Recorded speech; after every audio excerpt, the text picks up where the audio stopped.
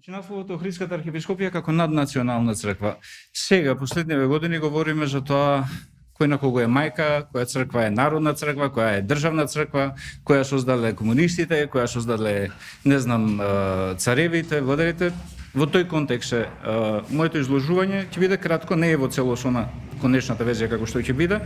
Ќе се обидам во времето што го имам, можеби пократко, најважните точки да ги кажам.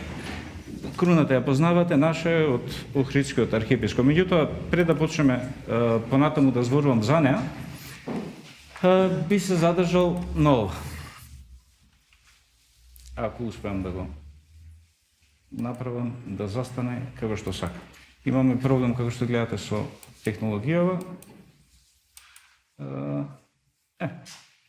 Уште еднаш. Во нашиот јазик, народот се однесува на на заетнички етос. И тој е врзан само со етос. Велиме крвно сродство. Дека кога зборуваме за нација, секогаш морате да имате територија. Во една територија може да имат многу народи, меѓутоа се може да се создаде една нација. Постарите, во кои што сметам дека сум и јас, се сеќаваат на една држава која што се викаше Југославија. Во неја се постоеше југословенска нација, иако беше составена од многу народи, имаше една нација. Зашто? А кога се однесува за народ, веќе може да зборувате за етос, односно за племе. Сега, во нашата историја, Охридската архиепископија, знаеме точно кога е создадена, таа е создадена од еден голем човек, кој што го викаме цар Самуил. Самуил си направил држава. Прво се борил против бугарите, потоа се борил против Византија и на крајот успеа да создаде своја држава. Во својата држава тој создал национална црква, односно црква која што ќе биде надвор од јурисдикцијата на Константинополската патриаршија, која што дотогаш ја имала јурисдикцијата на тие територии. Ова негова црква е на територија на неговата држава. И само во тие 20 на години може да се нарекува национална црква. Трае 800 години, значи траеме 8 века, но не може да ја наречете никогаш повеќе национална црква, бидејќи повеќе никогаш не постои во една држава и таа да е ексклузивната, ќе ја наречам, црква на одредена територија. Охридската архиепископија е основана на култот на Диодор и на Свети Ахил. Меѓутоа, во практика не е. Таа е основана на култот на Свети Климент. Ја нарекуваме Свети Климентова, иако Свети Климент е без малку повеќе од половина век почина пред да се создаде Охридската архиепископија. Но, зошто е Свети Климентова, а не е Свети Ахилова? Свети Климентова од многу едноставна причина, затоа што тој е единствениот и првиот христијанин кој што ќе ги христијанизира словените во Македонија на христијански начин. Зошто го велам ова? Затоа што претходно Ираклија и Јустинијан и останатите римски цареви, императори на воен начин, со сила се обидуваат да извршат христијанизација. Во 9 век дори имаме и собор во Константинопол, христијанизацијата на бугарите, во таа држава тогаш спаѓаме ние македонските словени, но реално не се случува христијанизација.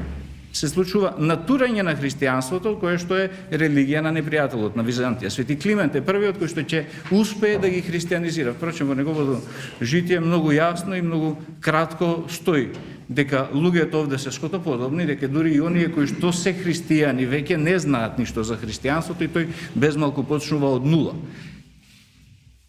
Тој само што ќе почине веќе го имаме на фреска. Луѓето, уште додека е жив, го сметаат за светител.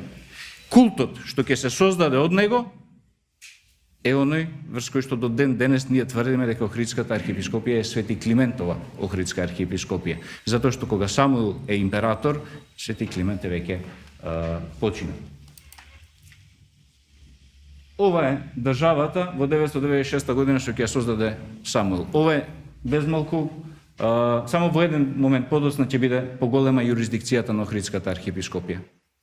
Ова е државата на Самуил. Погледнете, значи одиме од Црното море, го следиме Дунав, следува Босна, дел од Црна Гора, безмалку цела Албанија, доле до Ларис. Ова е картата на државата на Самуил. И само во оваа држава можете да кажете дека Охридската архиепископија била национална, бидејќи била единствена, главна, ако сакате да ја наречеме. Ова е подоцна до 18-та и Валахија и веќе до Хрватска се прошируваат владењата на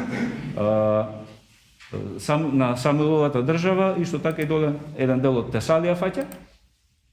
И само во тоа време, таа прва е најголема, но најинтересна.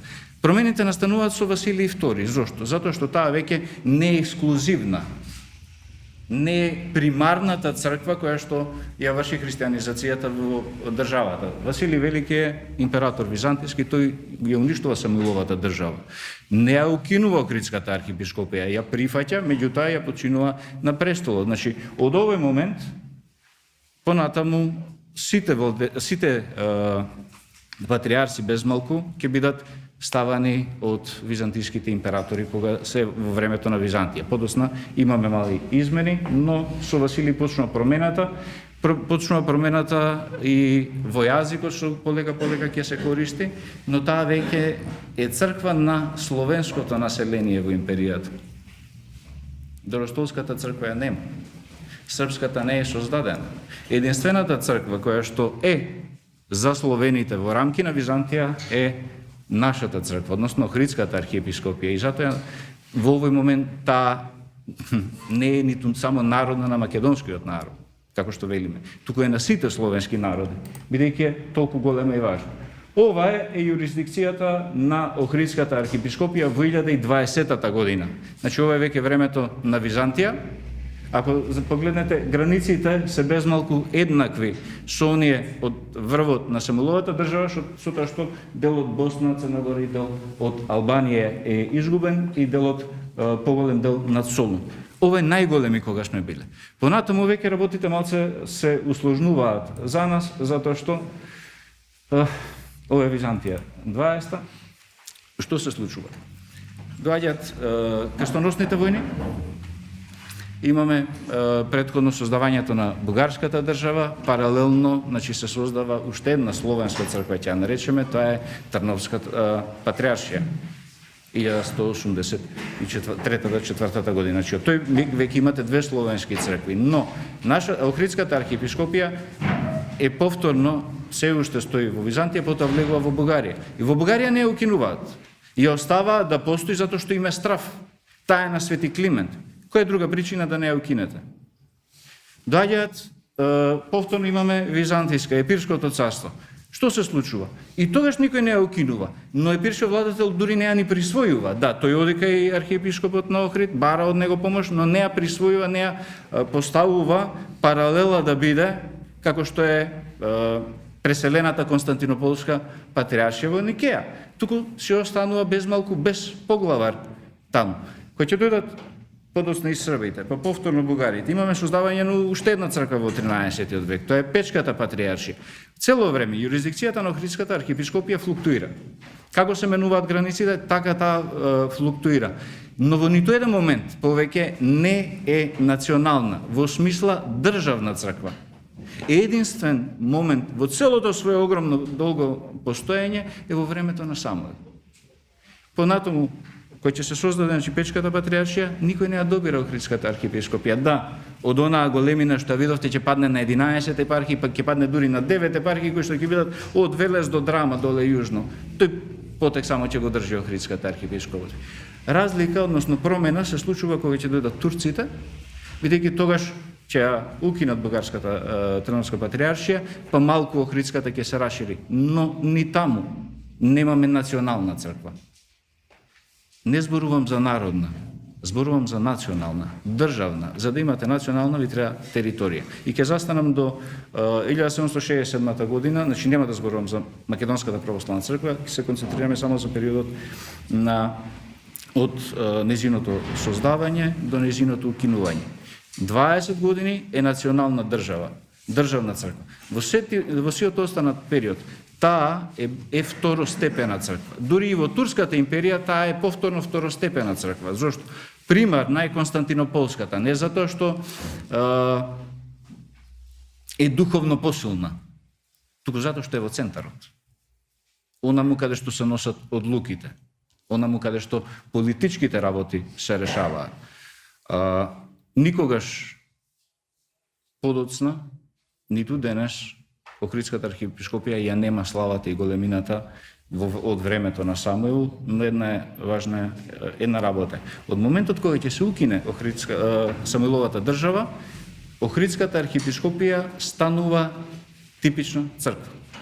Значи, не ја интересира политика, затоа што нема цар зад неа, туку едноставно таа е црква за било кој од христијаните што е по нејзина јурисдикција. Благодарам.